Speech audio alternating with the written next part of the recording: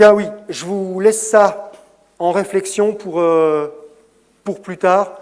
On en reparlera un peu plus loin. D'accord? Il y a vraiment un point commun. Hein. Aux saucissons, aux momies et à l'hémolyse des globules rouges. Il y a vraiment un point commun. Vous gardez ça dans un coin de la tête.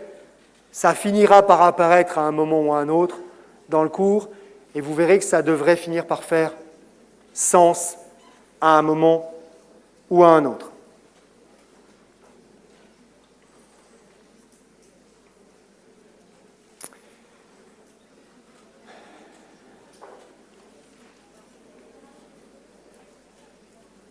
Ce qu'on vient de voir sur l'évaporation, le cas particulier de l'ébullition, d'accord, qui est juste un cas particulier hein, de l'évaporation quand on atteint une certaine température, où l'évaporation peut avoir lieu dans le liquide, en fin de compte, c'était, bien entendu, sur un corps pur.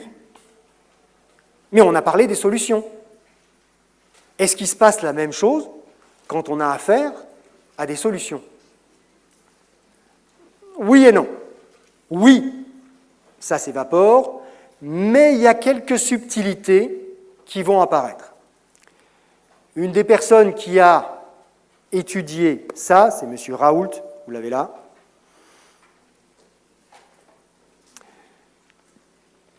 Et quand il a étudié ça,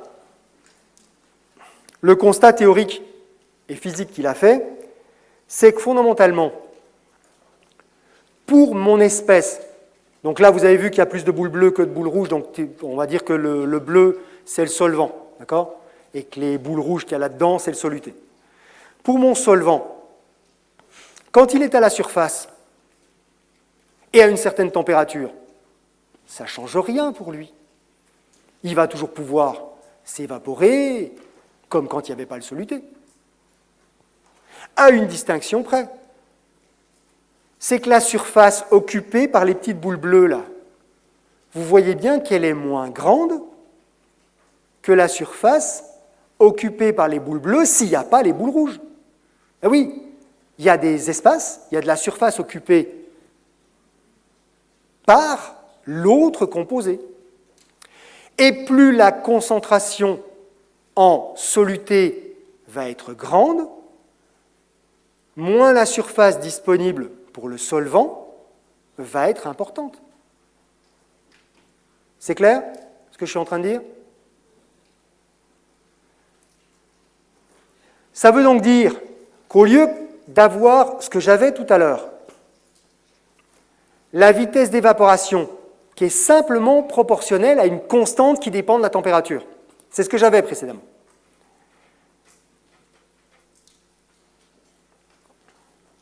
Je vais avoir une correction. Si j'ai 50% des molécules dans le mélange, seulement 50% des molécules du mélange qui sont du solvant, j'aurai que 50% de la surface qui sera occupée par des molécules de solvant. Et donc, ça s'évaporera 2 fois moins vite puisque j'ai 2 fois moins de surface. D'accord? Donc, en fait, je dois corriger ma vitesse d'évaporation, celle que j'avais quand j'avais le solvant pur, tout simplement par la fraction molaire de mon solvant. Si j'ai 100% de solvant, ça s'évapore à la vitesse habituelle. Si j'ai 50% de solvant, j'aurai qu'une surface divisée par 2, donc 50% de la vitesse précédente.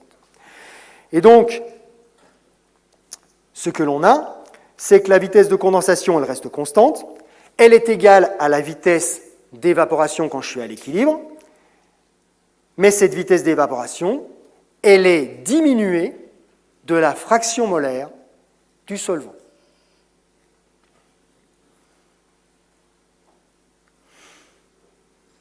Et cette fois-ci, donc la pression partielle que je vais pouvoir atteindre,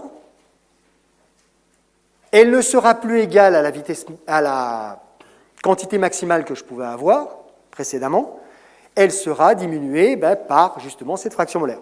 Le rapport KV sur KC, c'est ce que j'avais établi plus tôt, c'est la pression partielle de saturation, celle que j'avais quand c'était le solvant pur. celle que je trouve dans les bouquins. D'accord? Dans le bouquin, il est marqué que la pression partielle de saturation de l'alcool à telle température, c'est telle valeur. Mais j'ai une solution hydroalcoolique à 60%, donc je vais prendre 60% de cette valeur quand j'ai la solution hydroalcoolique. Voilà exactement ce que ça veut dire. La pression partielle en alcool au-dessus de ma solution sera seulement 60% de celle de l'alcool pur. Voilà exactement ce que ça veut dire. Et ça, c'est la loi de Raoult.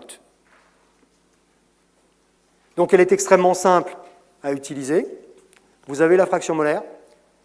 Vous avez une valeur qui vient d'un bouquin. Quand je dis d'un bouquin, c'est-à-dire qu'il y a quelqu'un qui a fait des mesures, d'accord, et qui les a notées dans un bouquin.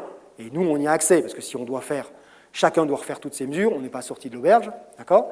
Donc, on a une valeur, on a une fraction molaire, vous multipliez les deux, et vous avez la pression partielle du solvant au-dessus du mélange. Oui? Ça marche bien, ça? Ouais. Tant que c'est des solutions qui sont à peu près idéales. Voilà. Tant que la solution est à peu près idéale, ça fonctionne super bien. Et pour avoir une solution idéale, il faut soit des composés qui sont très compatibles, d'accord? Soit qu'on soit sur des solutions diluées. Vous vous rappelez? Donc si on est sur des solutions diluées, si on est sur des solutions idéales parce que ce sont uniquement des molécules qui se ressemblent, mélange d'alcool, trucs comme ça, cette loi de Raoult fonctionne remarquablement bien. Quand les composés ne sont pas très compatibles ou qu'on augmente les concentrations, 60% ça ne marcherait pas bien, là, parce que c'est déjà beaucoup, c'est déjà une concentration qui est très élevée, eh bien on va s'éloigner de cette relation-là.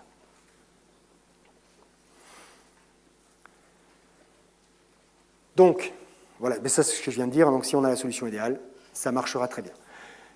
Si on est vraiment dans une solution idéale, théoriquement, ce que je viens de dire pour le composé A, je devrais pouvoir le dire pour le composé B aussi.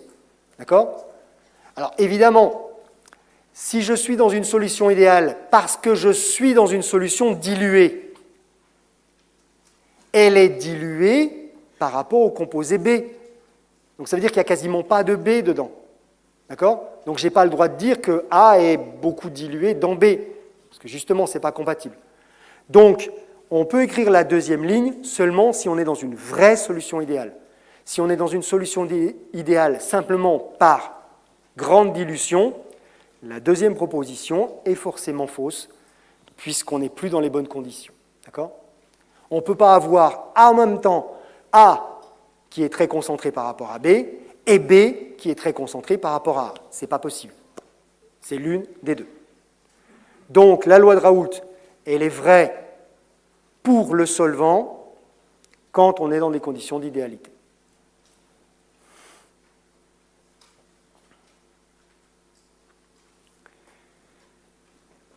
Il y a un petit truc qu'on peut rajouter.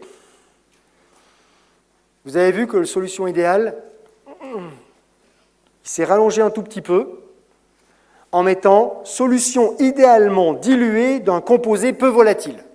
Waouh! Ouais, ben ça veut simplement dire un truc qui ne s'évapore pas, quoi. Voilà.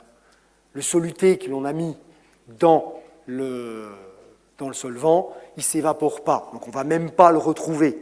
D'accord? Voilà, on ne va pas le retrouver dans la vapeur. Donc sa pression partielle, ce sera 0. On est toujours dans les conditions de dilution, hein, d'accord? De dilution importante, mais simplement le machin ne s'évapore pas. Vous imaginez, c'est facile, prenez de l'eau, mettez du sel dedans. Vous imaginez bien que l'eau va s'évaporer, mais le sel, il ne s'évapore pas. Vous savez ce qui se passe quand on évapore une solution d'eau salée? On récupère le sel cristallisé au fond, d'accord? Parce que justement, il ne s'évapore pas. Ben, c'est cette situation-là. Donc le solvant s'évapore, le soluté, lui, ne s'évapore pas. Donc on conserve la loi de Raoult, pas de problème, pour le solvant, et simplement, puisque le machin s'évapore, le soluté ne s'évapore pas, sa pression partielle au-dessus est toujours égale à 0.